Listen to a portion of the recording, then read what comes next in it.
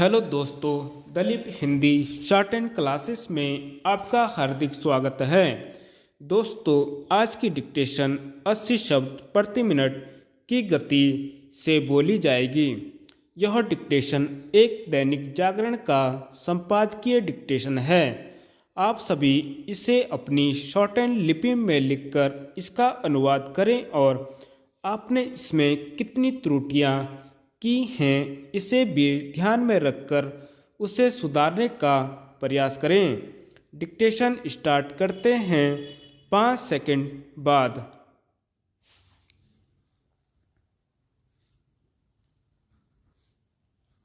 कांग्रेस का नया अभियान।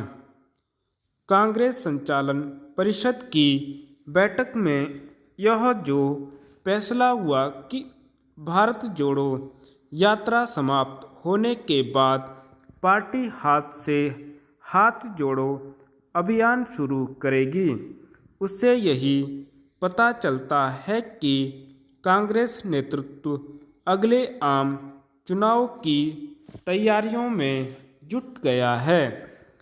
इसमें हर्ज नहीं, राजनीतिक दलों को इस तरह की कोशिश करनी ही चाहिए। हाथ से हाथ जोड़ो अभियान का उद्देश्य बूथ, ब्लॉक, पंचायत स्तर पर लोगों से संपर्क साधना है। इस तरह के अभियान जनता को कांग्रेस से जोड़ने का काम कर सकते हैं, लेकिन तभी जब उसके पास ऐसा कोई एजेंडा हो जो लोगों को उसकी ओर आकर्षित कर सके। समस्या यह है कि कांग्रेस आम जनता के समक्ष कोई वैकल्पिक एजेंडा पेश नहीं कर पा रही है।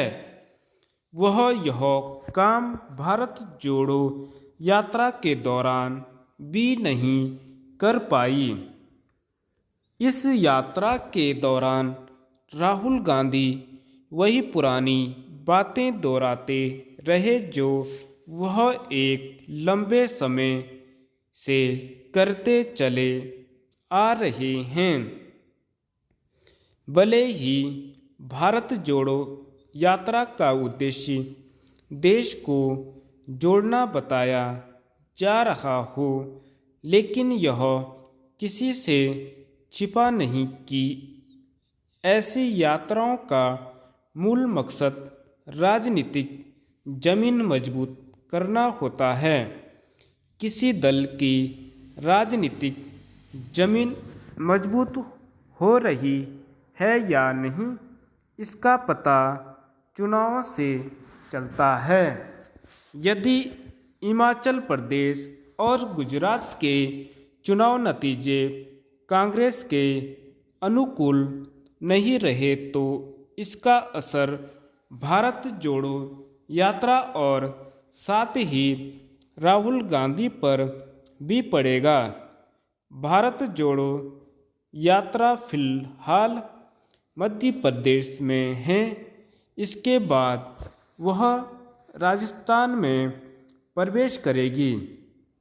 वहाँ मुख्यमंत्री अशोक गहलोत और पूर्व उप मुख्यमंत्री सचिन पायलट के बीच की तनातनी कम होने के बजाय बढ़ती ही जा रही है। भारत जोड़ो यात्रा के दौरान यह तनातनी चरम पर आ जाए तो हैरानी नहीं। इसकी भी अनदेखी नहीं की जा सकती कि इसी यात्रा के दौरान केरल कांग्रेस में आपसी खींचतान देखने को मिली और उसके पहले जम्मू कश्मीर में पार्टी दो फाड़ हो गई।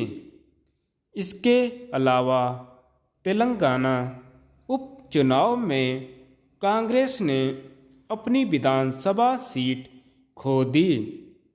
कांग्रेस को इसकी तह तक जाना चाहिए कि ऐसा क्यों हुआ, चूँकि ऐसे सवालों का जवाब नहीं मिल रहा है। इसीलिए बार बार यह कहा जा रहा है कि कांग्रेस को भारत से पहले पार्टी को जोड़ने की आवश्यकता है। कांग्रेस में आपसी गुटबाजी खत्म होने का नाम नहीं ले रही है।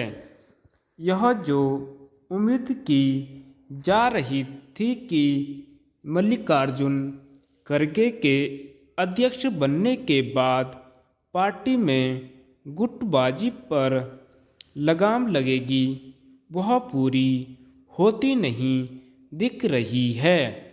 इसका उदाहरण राजस्थान कांग्रेस है।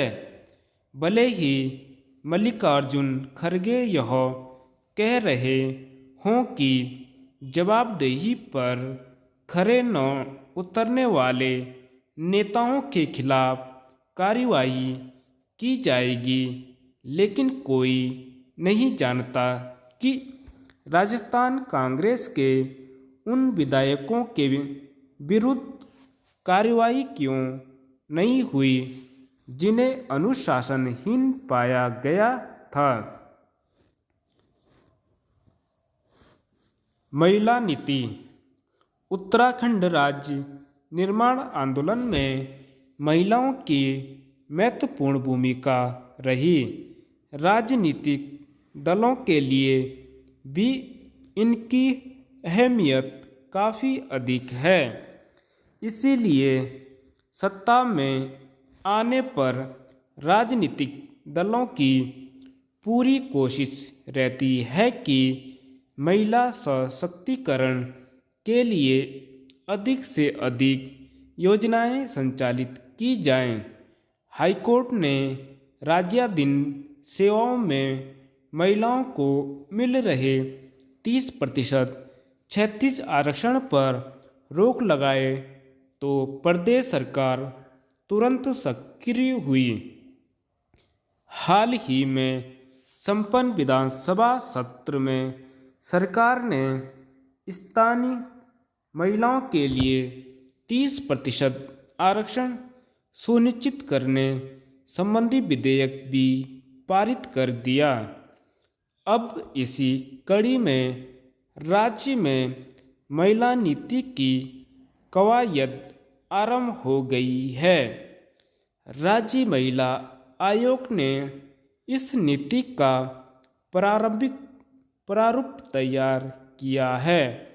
इसके लिए केंद्र की महिला सशक्तिकरण नीति को आधार बनाया गया है।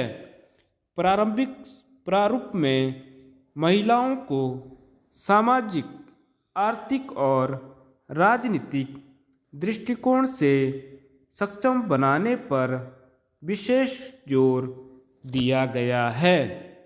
इसमें कहा गया है कि विभिन्न विभागों की नीतियां और उनके द्वारा संचालित योजनाएं महिला केंद्रित हों। विशेषकर पर्वतीय क्षेत्र की विषम परिस्थितियों में जीवन यापन करने वाली महिलाओं पर। अब महिला नीति के प्रारूप के दृष्टिगत सभी विभागों से राय मांगी गई है ताकि इसे और बेहतर व व्यवहारिक स्वरूप दिया जा सके।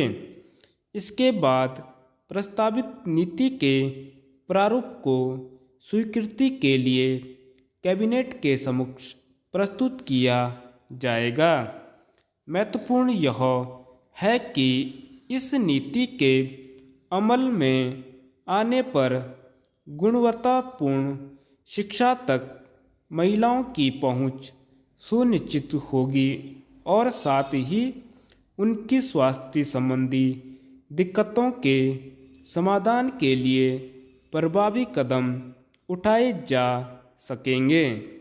इसके अलावा शासन और निर्णय लेने वाली विभिन्न संस्थाओं के जरिए सामाजिक, आर्थिक व राजनीतिक क्षेत्रों में महिलाओं की समान भागीदारी की पहल होगी।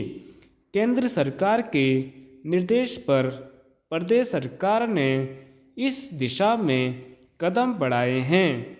उम्मीद की जानी चाहिए कि जल्द यह नीति अस्तित्व में आ जाएगी। धन्यवाद।